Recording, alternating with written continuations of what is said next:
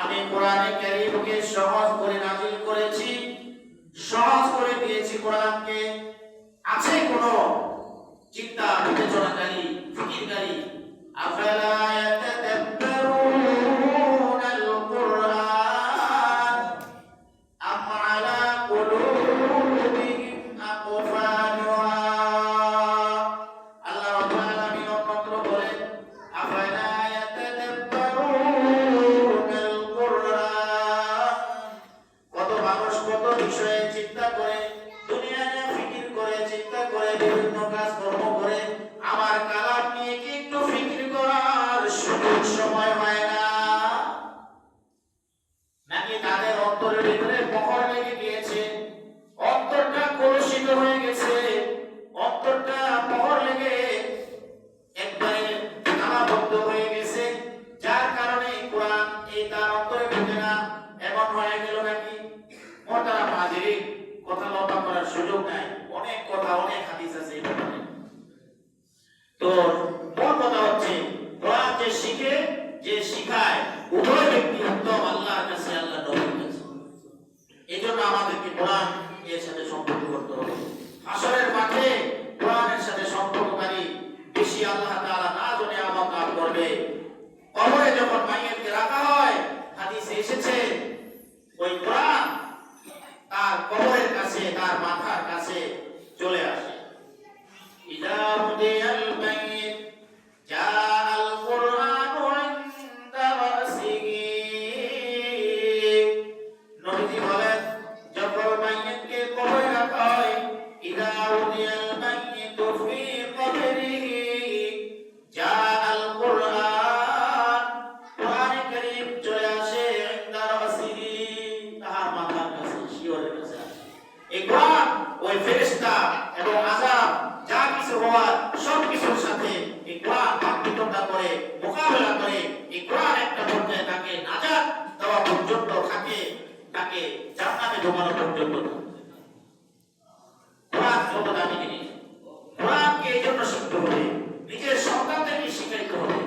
নিজের সন্তানদেরকে কি করতে হবে? কোরআন শিখাইতে হবে। প্রথমত নিজে শিখতে হবে, সন্তানদেরকে শিখাইতে হবে।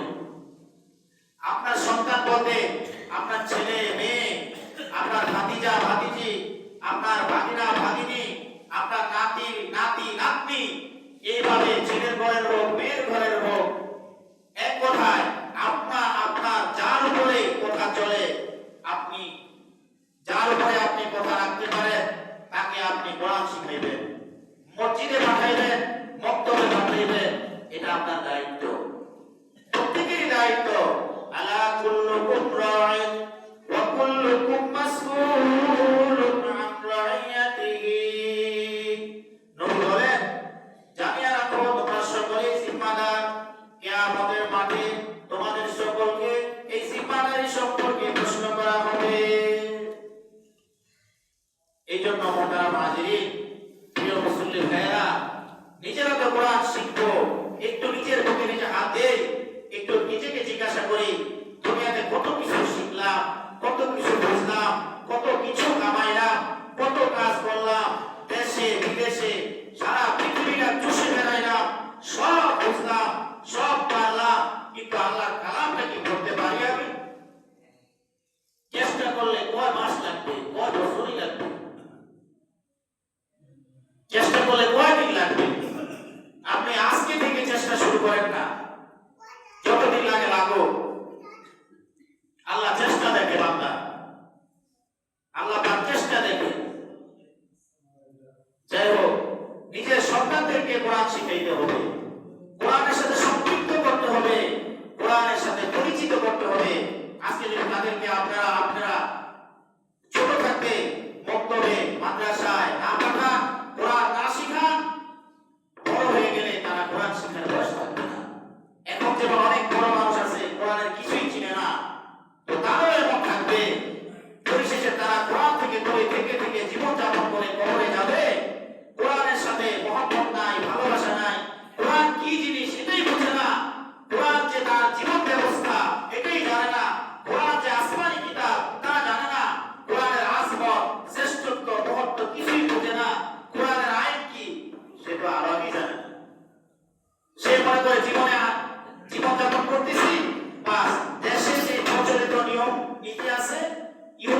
মুসলমানদের দেওয়া আইন কানুন আছে, যে গণতন্ত্র আছে, এটাই মনে হয় জীবন ব্যবস্থা। নাউযুবিল্লাহ বলেন সবাই। মুসলমানদের জীবন ব্যবস্থা কি গণতন্ত্র? মুসলমানদের জীবন ব্যবস্থা কি মানুষের মানব রচিত আইন? নো। মুসলমানদের জীবন ব্যবস্থা হলো আল্লাহ প্রদত্ত আইন, কোরআন এবং সুন্নাহ। যে বিশ্বাস করবে না সে মুসলমান না। পালন করতে পারলেন না সেটা ভিন্ন বিষয়, কিন্তু বিশ্বাস করতে হবে এই কথা যে মুসলমানদের জীবন ব্যবস্থা হলো কোরআন।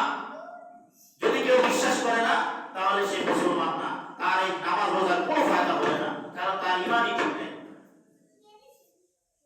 এই কোরআন এই জন্য, কারণ কি ওই ছোটকালে শিখে নাই, মুক্তবে আসে নাই, মাদ্রাসায় যায় নাই, অথবা কোনোভাবেই পড়ে নাই, যার কারণে সে কোরআন চিনেই না, কোরআন কি বুঝেই না, কোরআনের বিভিন্ন বিষয়ে যতই কোরআন করে তার মাথায় ঢুকে না, কারণ ছোটকালে সে মুক্তবে আসে নাই। এই মানুষটা যখন হাসরের ময়দানে জাহান্নামী হবে, আল্লাহর কাছে সে বলবে, কাফের মুশরিকরা তো বলবে, এর সাথে কাফিররাও বলবে। আল্লাহ কোরআনে কারীমে বলেছেন, ওয়াকালাল্লাযীনা কাফারু রব্বানা আরিনাল্লাযীনা আযাল্লানা মিনাল জিন্নি ওয়াল ইনসি নাজআলহুমা তাহতা আকদামিনা লিয়াকুনা মিনাল আসফালিন। যখন জাহান্নামীদের জাহান্নামে যাওয়ার ফয়সালা হবে, এই জাহান্নামীদের প্রথম কাতারে আছে কাফের মুশরিকরা, ইহুদিরা, খ্রিস্টানরা, আল্লাহর যারা আল্লাহকে মানে না তারা, সাথে সাথে মুসলমান নামধারী নাফরমানরাও থাকবে জাহান্নামের লিস্টে। তারাও বলবে, কি বলবে? রব্বানা, খুব খেয়াল করে শুনেন, তারা বলবে, হে আমাদের প্রভু, আরিনাল্লাযীনি, আমাদেরকে ওই সমস্ত গার্ডিয়ান, আমার বাবা মা ভাই বন্ধু, যারা আমার মুরব্বিয়ানা করেছিল দুনিয়াতে, যাদের অধীনে আমি ছিলাম, তাদেরকে একটু আমাদের সামনে আইনা দেন, আমাদেরকে দেখান। যারা আমাদেরকে প্রশ্ন করেছে, আযাল্লানা মিনাল জিন্নি ওয়াল ইনসি, মানুষ এবং জিনদের মধ্য থেকে যারাই আমার গার্ডিয়ান ছিল, নাজআলহুমা তাহতা আকদামিনা, আল্লাহ বলেন, তারা বলবে যে আমাদের সামনে আইনা দেন, আমরা তো আজকে জাহান্নামে যাবই, তাদের ঘাড়ের উপরে পাড়া দিয়ে আমরা জাহান্নামে যাব। তাহতা আকদামিনা, কেন? লিয়াকুনা মিনাল আসফালিন, যেন সবাই আমরা লাঞ্ছিত হই। আমরা তো লাঞ্ছিত হই না, আমাদের গার্ডিয়ান যারা দুনিয়াতে ছিল, অভিভাবক ছিল, এই অভিভাবকের কারণে আমি কোরআন থেকে ধরেছিলাম দুনিয়াতে। অভিভাবক বলতে একবারে বাবা, ভাই, বাবা মারা গেছে, ভাইয়েরা অভিভাবক না, এভাবে চাচারা, যারা যে যার অভিভাবক ছিল, এক পর্যায়ে একবারে রাষ্ট্রপ্রধান পর্যন্ত, সরকার পর্যন্ত, সরকার হলো জনগণের অভিভাবক, ঠিক কিনা বলেন? মেম্বার সাহেব হইল ওয়ার্ডের অভিভাবক, এইভাবে চেয়ারম্যান সাহেব হইল থানার অভিভাবক বা ইউনিয়নের অভিভাবক, আছে না? এমপি সাহেব পুরা থানার অভিভাবক, এইভাবে পুরা যাইতে যাইতে শেষ পর্যন্ত সবাই অভিভাবক। এই অভিভাবকদেরকে জাহান্নামে, এই জাহান্নামীরা পা রাইখা, অর্থাৎ তারাও যে লাঞ্ছিত হবে, সবাই লাঞ্ছিত হবে। কারণ কি? এই কোরআন থেকে দূরে থাকার কারণে। এই জন্য মোহতারাম হাজিরিন, কোরআনকে আমাদের ধরতে হবে, কোরআনের কাছে আমাদের আসতে হবে। কোরআন ছাড়া আমাদের কোনো গতি নাই, কোনো মুক্তি নাই, কোনো নাজাত নাই। কোরআন আমি শিখবো, আমার বাচ্চা বাচ্চাদেরকে শেখাবো, কি লাভ হবে? বাচ্চা যখন মুক্ত হয়েছে, প্রথমে আলিফ বলবে, বা বলবে, এই আলিফ বলার সাথে সাথে 10টা নেকি হবে কমপক্ষে। এই 10টা নেকি বাচ্চার আমলনামায় আসবে না, কারণ বাচ্চা নাবালেগ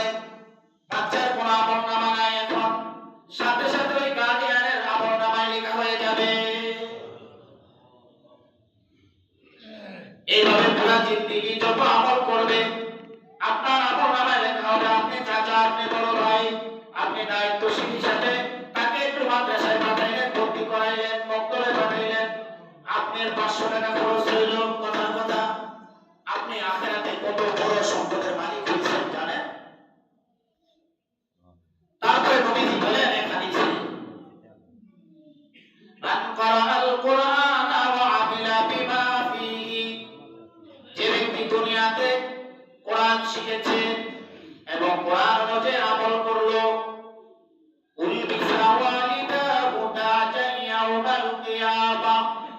ওই ব্যক্তির পিতা মাতাকে আল্লাহ রাব্বুল আলামিন কিয়ামতের মাঠে এমন একটা নূরের মুকুট পরায় দিবেন মাথার ভিতরে, দাউহু আহসানু মিন দাউইশ শামসি। নবী বলেন ওই মুকুটের আলো, ওই মুকুটের চমক উজ্জ্বলতা এত বেশি হবে যা সূর্যের চেয়েও বেশি আলোকিত। এটা বোঝা সহজ? সহজ না। একটা সূর্য দেখেন কত আলো, সারা বাংলাদেশটাকে আলোকিত করে। যখন কি বলেন একটাই তো সূর্য, এই সূর্যের আলোর চেয়েও বেশি আলোকিত হবে হাসরের মাঠে ওই পিতা মাতার মাথার মুকুটের আলো। এবার চিন্তা করেন কি পরিমাণ সম্মানিত হবে এই সন্তানের পিতা মাতা।